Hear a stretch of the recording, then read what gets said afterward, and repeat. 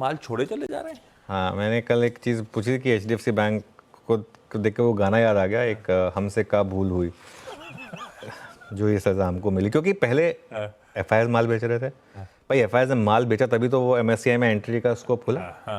अब mutual funds ने भी बेचना शुरू कर दिया है। अच्छा, एक चीज़ बताऊँ मैं आपको, एफआईआर बेच रहे हैं एचडीएफसी बैंक, म्यूचुअल फंड बेच रहे हैं एचडीएफसी बैंक, तो खरीद कौन रहा है? ऑब्वियसली फिर बचा एक ही प्लेयर, रिटेल एचडीएफसी बैंक खरीद रहा है।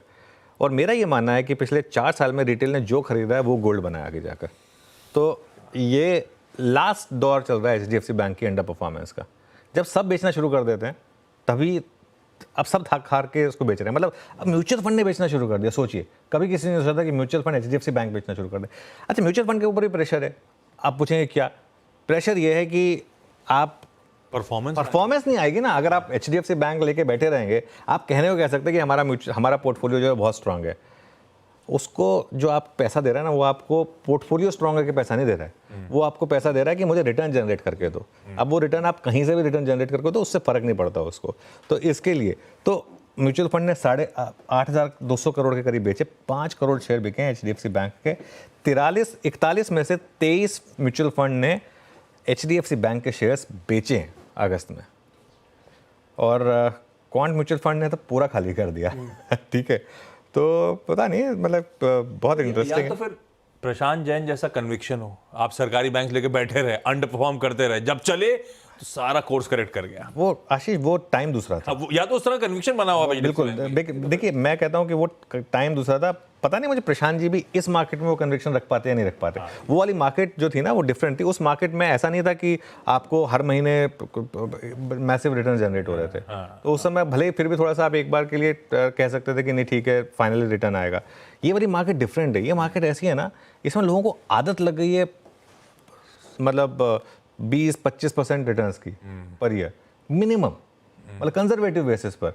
तो उसमें अगर आपके रिटर्न्स नहीं आएंगे तो आपको बेचना पड़ेगा। तो ये अगेन ये एक रीज़न है इसकी वजह से। खैर एनीवे, इन्होंने खरीदा भी काफ़ी था। जनवरी से जुलाई के बीच में 45,000 करोड़ के करीब खरीदा था, अब बेच रहे हैं। लिस्ट आ जाएगी आपकी स्क्रीन पर किसने कितना बेचा। कोटक महिंद्रा ने 4188, क्वांट ने 2800, एसबीआई ने 1100, आदित्य बिरला ने 718 और इन्वेस्को ने 600 करोड़। अच्छा, बड़ा सवाल ये है, अब ये 8,000 करोड़ बेचा तो लिया क्या? वो लिस्ट ज़्यादा इंटरेस्टिंग है। वो लिस्ट आएगी अब आपकी स्क्रीन पर। एक्सिस बैंक में 3,000 करोड़ की बाइंग हुई, और उसके बाद जो अगले 2 स्टॉक्स हैं ना, वो बहुत इंटरेस्टिंग है। ओला इलेक्ट्रिक में 2,700 करोड़ की बाइंग हुई। First cry, I don't think हम लोग फर्स्ट क्राई को इतना डिस्कस करा है। फर्स्ट क्राई में 2,500 करोड़ की बाइंग हुई, जिसको ऑब्वियसली महिंद्रा ने खरीदा था और अभी रिसेंटली आईपीओ आया था।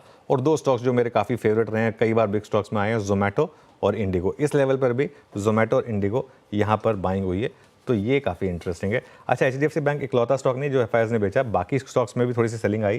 थोड़ी सी भारतीय एयरटेल में प्रॉफिट बुकिंग हुई, थोड़ी सी जायडस लाइफ बिका, थोड़ा सा इंडस टावर बिका और थोड़ा सा कोल इंडिया बिका। लेकिन ऑब्वियसली इस लिस्ट से ज़्यादा इंपॉर्टेंट लिस्ट थी वो जो बाइंग कहाँ पर आई। उसमें मुझे सबसे इंटरेस्टिंग नाम लगा फर्स्ट क्राई का। 2,500 करोड़ की फर्स्ट क्राई में बाइंग हुई है। ओके, ये है म्यूचुअल फंड का बेहद इंटरेस्टिंग डेटा अगस्त महीने का। एचडीएफसी बैंक में लार्जली उसी में सबसे बड़ी सेलिंग है, 8,000 करोड़ रुपए से ज़्यादा एमएफ्स ने यहाँ पे बिकवाली करी है। बाकी ठीक है, वो जो आकी स्क्रीन पे। सीनवी सिवास का मॉर्निंग पैनल रेडी हो रहा है। गाबा सर को तो आपने पहले ही देख लिया था, बाकी सब भी जुड़ रहे हैं। कुछ ही देर में उनसे बातचीत की शुरुआत करेंगे। लेकिन आज के